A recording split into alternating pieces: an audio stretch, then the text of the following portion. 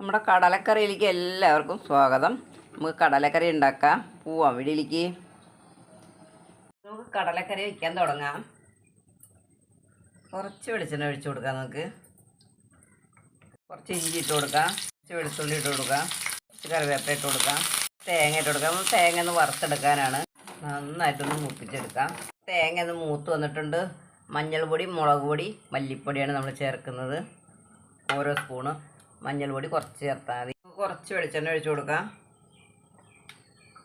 കറിവേപ്പില ഇട്ട് കൊടുക്കാം, സവോള ഇട്ട് കൊടുക്കാം, പച്ചമുളക് ഇട്ട് കൊടുക്കാം. തേങ്ങ നമുക്കൊന്ന് അരച്ചെടുക്കാം. വറുത്തത് നമ്മളൊന്ന് ചൂടാറിയിട്ടുണ്ട്. നമുക്ക് ലേശം വെള്ളം ഒഴിച്ച് അരയ്ക്കാം. തേങ്ങ നമ്മൾ അരച്ചുകൊണ്ട് വന്നിട്ട് ഒഴിച്ചു കൊടുക്കാം.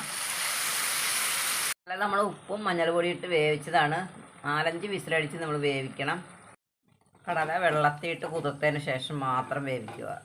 ലേശം ഉപ്പിട്ട് കൊടുക്കാം.